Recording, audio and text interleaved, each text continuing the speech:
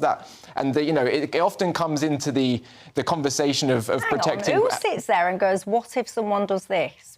When we talk about, like, the changing rooms debate is a perfect example of this. The conversation around why should I, as a female, be forced to get changed in front of a male?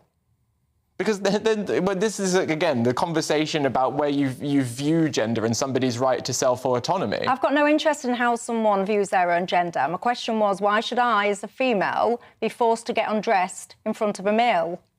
But if we're referring to a trans woman, then that is a woman. No, a trans woman is a biological male. So I'm asking you again, why should I, as a female, be forced to get undressed in front of a biological male?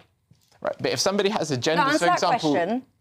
Well, nobody's making you do that. Yes, Michelle. Yes, you do. There's cases going through the courts at the moment. I can think of one such case in the NHS where some nurses are taking action because they were forced to share a changing room with a gender-neutral changing room where there was what you call a trans woman, i.e. a biological male, using those facilities. So, right. Yeah, it actually does happen. Right, so I ask you again, why should I, as a biological female, be forced to share and get undressed in front of a biological male? No. I will say trans men are men, trans women are women.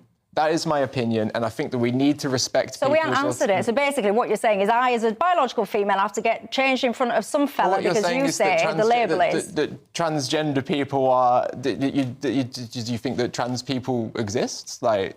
I think that what you call a transgender woman absolutely exists. I don't think it's a figment of your imagination, but I think that they're categorically, biologically male. So therefore, they cannot and should not be able to access female-only spaces. Lots of women like me do not want to have to get dressed and all the rest of it in front of biological men.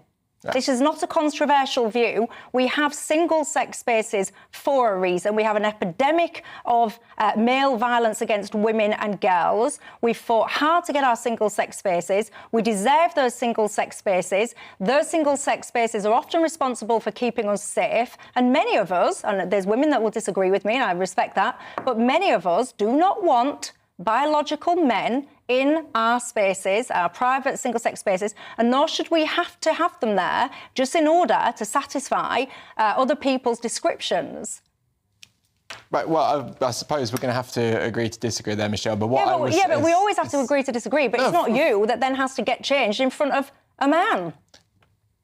Right, but you would, because you're in that man's changing room, but you get what I mean. It's not you that has to then get naked and get changed and get undressed in front of someone of the opposite biological sex against your will. It's always us women that have to suck it up.